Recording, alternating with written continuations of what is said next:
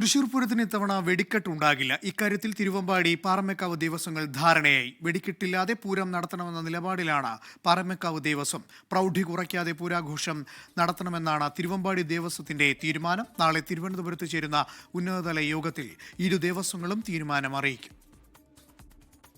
മുണ്ടത്തിക്കോട് ദുരന്തത്തിന്റെ പശ്ചാത്തലത്തിലാണ് ഇരു ദേവസ്വങ്ങളും ഇന്ന് യോഗം ചേർന്നത്.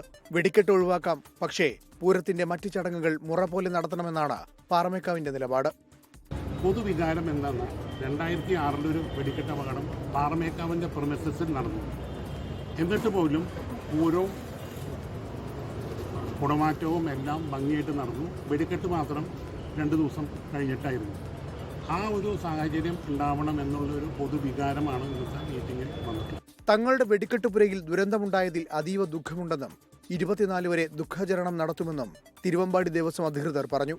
എങ്കിലും വെടിക്കെട്ട് ഒഴിവാക്കി പ്രൗഢിയോടെ പൂരം നടത്തുമെന്ന് തന്നെയാണ് തിരുവമ്പാടിക്കാരുടെയും നിലപാട്. നമ്മൾ 24-ാം തീയതി വരെ ദുഃഖാചരണം നടത്തുക. ആ സമയത്ത് നമ്മുടെ ലൈറ്റുകളോ മറ്റുള്ള ആഘോഷങ്ങളോ ഒന്നും ക്ഷേത്രത്തിൽ ഉണ്ടാവില്ല. 25-ാം തീയതി 26-ഉം 27-ഉം പൂരാഘോഷം വളരെ ഭംഗിയായി കാര്യങ്ങളെല്ലാം നടത്തും എന്നാണ് ഇപ്പോൾ പറയാനുള്ളത്. ചമയപ്രദർശനമടക്കമുള്ള ആഘോഷങ്ങൾ ഒരു ദിവസം മാത്രമായി ചുരുക്കിയിട്ടുണ്ട്.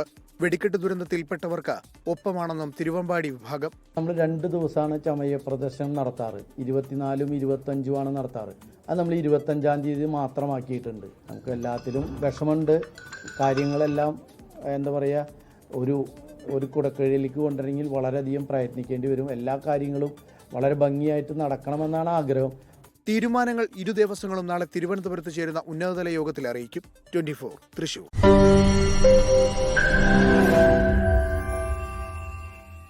ലോകത്തെവിടെയായാലും ഏത് സമയത്തും 24 വാർത്തകളും ഓഗ്മെന്റഡ് റിയാലിറ്റി പാക്കേജുകളും എക്സ്പ്ലെയിനറുകളും വിശദമായി കാണാൻ ഞങ്ങളുടെ യൂട്യൂബ് ചാനൽ നിങ്ങൾക്ക് സബ്സ്ക്രൈബ് ചെയ്യാം.